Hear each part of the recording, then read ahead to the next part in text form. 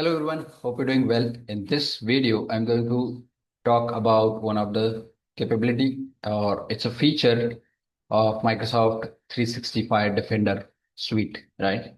And what this feature is going to do is and how it is helpful for everyone. So this is for everyone, including IT support people who are working in IT support roles, as well as the people who are working as an IT pro, right? Along with the IT managers and IT people, whoever are working across Microsoft 365 product suites, right? And even this is applicable to all the folks who are working on Microsoft security as well, because this is the capability majorly if the organization has a different teams which works across different suites or different products, including Defender suite, then device management, which is Microsoft Intune, and then the collaboration services, right? So if there are three different teams, one team works with or works on collaboration services, second works on device management and application management, and third team works on security part, which includes the Defender suite of products, right? Wherein Defender for endpoint identity, Defender for Office 365, and overall security, right? So there might be different teams, but that is something is managed and handled by the different organization or as per the organization requirements, basically, right? And I've seen there are organizations where there are no separate teams, so there is only one team which works across all of these workloads, right? And when there is a single team, there might be questions: who is going to work on Defender suite? Who is going to work on devices or device management? Who is going to work on the collaboration services? So there is no really separation of the duties and roles and responsibilities, but it is something combination of everything together, and each and every person of that respective team has to work on all the different activities, different tasks, right? And that is when maybe it becomes challenging on different situations or different times, because if no one is maybe expert on particular area, then they are going to struggle to find a solution or how to do certain thing, how to configure certain activities, right? And if they don't have right sort of technical expertise on security side, then even that can become also chaotic, right? So that's completely different story altogether. But the capability and the feature that I'm going to show you is all about threat analytics, right? So that's a part of Defender Suite, right? And this is something which is going to show and notify which is going to be the potential threat for the organization, where organization needs to be prepared how they can make sure that their devices, their applications, their networks and everything are patched appropriately, and they have right set of policies and configurations made so that user don't fall for any of the potential cyber threats, right?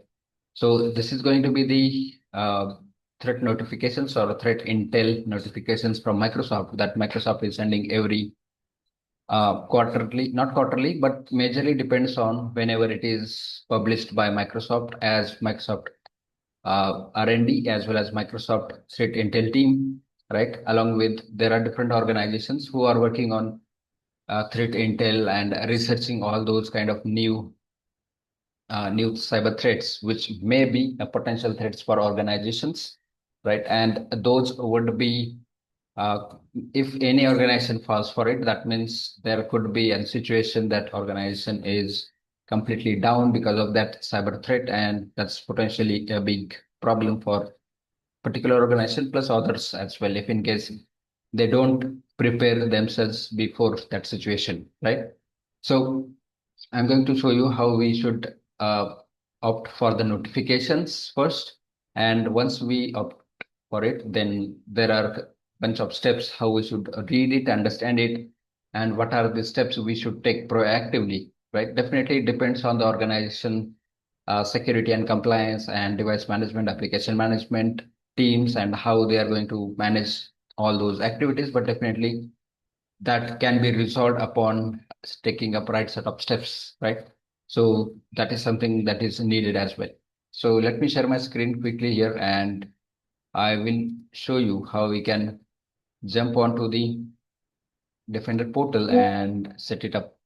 first set up the notifications, and then we'll move to the uh, reading out to the threat intel report. All right, let me share it quickly here. Perfect. So I have shared my screen and I'm on Defender portal. So from the Defender portal, once you are here, definitely if you don't have access, then probably it would be with the global admin, the one who has the full tenant access, and the second one would be either security admin or a global reader. They would have access to this portal, right? So those are the roles where you can go ahead and access this portal and all other capabilities and features of it, and make sure you have that. If you don't, probably you need to ask for the right set of roles and access, and then probably you'd be able to do it. So once you are on this portal, you need to go to threat intelligence and threat analytics, right? So once you are here, you'd see bunch of different threat intel reports or alerts, right? And at the top, you would see threat analytics for attack campaigns along with tools and techniques used, and activity different activity groups along with vulnerabilities and attack surfaces, right? So all of these are the available that Microsoft has done on their research and everything together. But now there would be questions: how would I determine which threat campaign or threat attack is applicable for my organization, and how my organization is going to be impacted or attacked, right? And how I can be ready, or how I can be prepared for that so that I don't fall for it, right? So I will go through that as well. But before that, I wanted to show you how we should set and configure the email notification so that we would get to see all of these uh, alerts or notifications, right? So let me go ahead and show you. So there's one setting which is email notification setting over here on this page, right? So you need to click on this one, and it's going to redirect you to this setting where Defender XDR, and then under email notifications, there is a threat analytics, which you can create a new notification rule over here. So you can see that I have already created one, and that's a long back. You can see the updated date over here. So once you click on it, you would see a whole lot of details. And to set up a brand new one, I'll show you how we can do that. So let's click on create this one, and I'll give you or give it a name, something like threat notifications one, right? I have already created one, so I'll just give it something different. You can set this role turn on, right? Because we need to get all the emails. Then next, where you would see notify. So under notify, send email notifications for all new and updated threat analytics report, or you can select new and updated reports with certain tags or reports or report types. So it's better to get all details so that we have to be ready. And even if it is not applicable for our organization, our tenant, but still we can be ready, because each and every situations gives something different or has something to learn out of it, right? So we need to make sure we get to see and be ready on every situations. And that's why this should be the good one. If not, then we can select the second and select the different tags from here, and then report types as well, right? And if we select the first one, that means all those tags and report types would be applicable and would be added by default. So let's click next, and you can give it an email address wherever you wanted to receive those notifications, right? So I would give it an email address. I have already configured, but still I will add that one. So you can see that email address is added. Similarly, you can add many you wanted, and you can also test the email by clicking on this button, send test mail. So it is going to send an email, and it's going to validate whether this email ID is correct, or if in case you have not put the correct email, right? And once you are good, click next. And over here, you will see the review and summary of this whole configurations and click this create rule button. So this is going to create this rule and that's it. So this is going to be created successfully. You can see that the rule is created and it's turned on with, you can see, notify for. We have selected this one. That means it's going to notify with all the tags and everything, whatever is available, right? I have already configured it. That means I'm getting those notifications. So I'll show you how those notifications are and how it looks like, right? So you can see that this is the email notification that I received. It receives with this subject line, with threat analytics report from Defender, right? And then you can see the sender address. So this is the sender address, which is a Microsoft service, right? And it's going to send that notifications. Also, you would see something like this one, which is going to show you the threat analytics report from Defender along with title tags, report types, published on and update or updated on. And now I wanted to see this report. So I'll simply click on this button over here. And if you wanted to see all reports, you can click on this link and it is going to redirect you to the Defender portal and show you everything.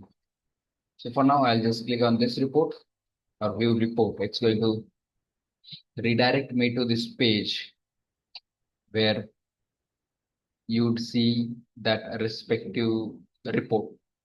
And one thing to note and understand here is that when this report was generated is this date. So this is a pretty latest one.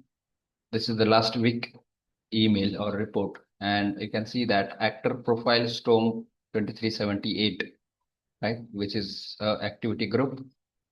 And that activity group is targeting certain industries, certain applications, devices, and Microsoft is recommending certain things that we should do. So let's look at into it, right?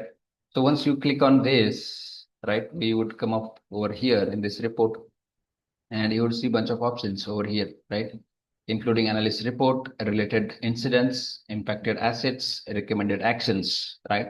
So recommended actions is very important because it shows how active incidents are there, right? Or how many are there which might be impacting your organization, right? At the same time, it also shows how many are the assets impacted in your organization, which might be a potential threat or potential incident for your organization, right?